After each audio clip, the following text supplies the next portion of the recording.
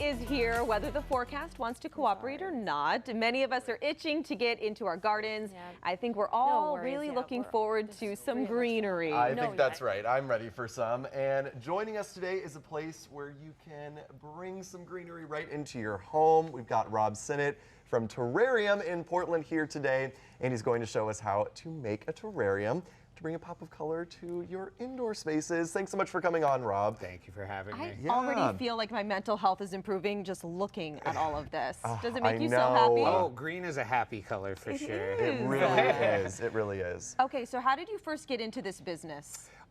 So I've done horticulture my whole life. I got my first job at a greenhouse when I was 16 years old.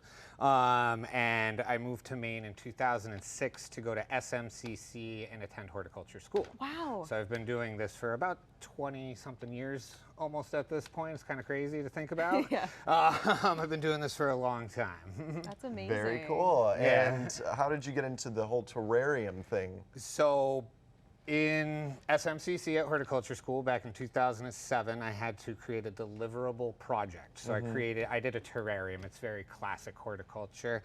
Fast forward, I had some kids and we started making terrariums in our backyard. And that's kind of what revamped my hobby of making terrariums.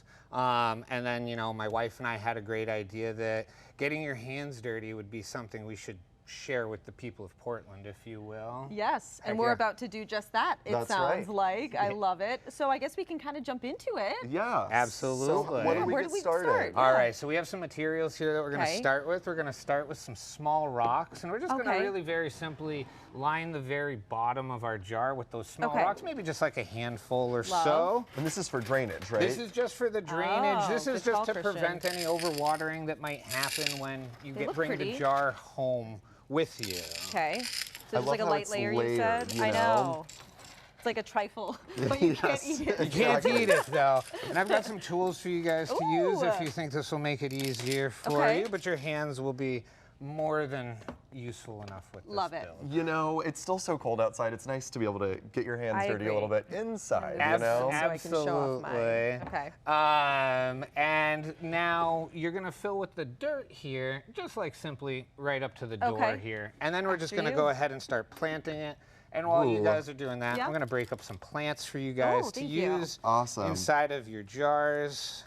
And how self-contained do these end up? So we say bioactive instead of self-sustaining. Bioactive meaning that the terrarium itself is alive, not that it's going to take care of itself. And the whole ecosystem itself is alive. It's not just the plants are alive in it or the little bugs that we add at the end are alive in it. The whole thing itself is its own ecosystem, so it's very much so alive. Fun. Does that look good? That looks great. Good. And is this like, you do workshops, right? Yes, we mostly are open for walk-ins, but we do some larger group workshops inside the business as well. We do a variety of public and public events as well as, you know, pop-ups. We're having permanent jewelry come next weekend.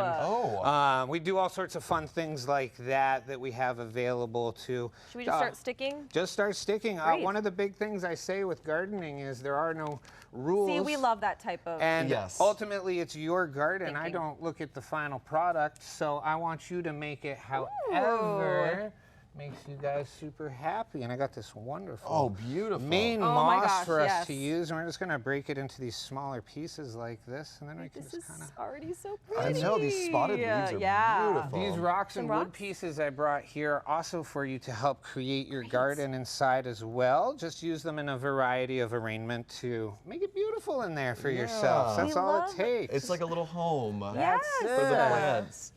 That's it. I got this cool pink plant here. Oh, thank you. Do I have to bury the moss in any way? Moss is borophyte. It does not contain roots in a natural way that many other plants does. It does not contain a xylem, so it's not taking anything from the soil. See, we love crafts that, like, you can't really go wrong. Right? You know? I love that. You guys are mostly on your way. I also got these lovely little pink plants for you. These are cuttings and with no roots on them. We just place them. The terrarium is the perfect place for a plant to propagate in. So it's a neat way to take smaller plants and really get them big in a happy environment inside of there. And that looks great. This is for you. Oh, thank you. Oh, it's so beautiful. It looks like a tropical little wonderland oasis. in here. Yeah. Yes. Very simple, very easy, and you know they require very minimal input from you guys. Watering is on these particular jars roughly around 2 to 3 months in between times of watering. I've wrote a blog, which is on my website, that talks all about like how to recognize whether your terrarium needs water, if you need to trim your terrarium.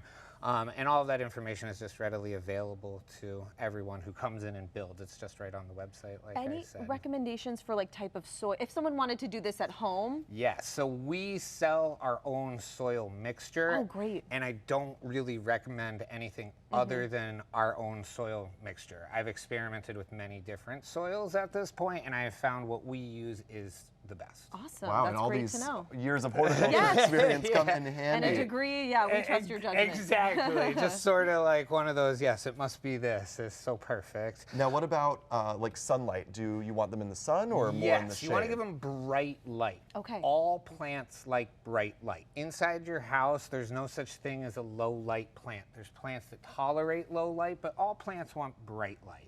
We give our terrariums very bright light and sparse waterings. I'm actually going to water your terrariums right now. Okay. And simply when we go to water, we just use a teaspoon roughly, and we just, really lightly sprinkle it into the soils like so.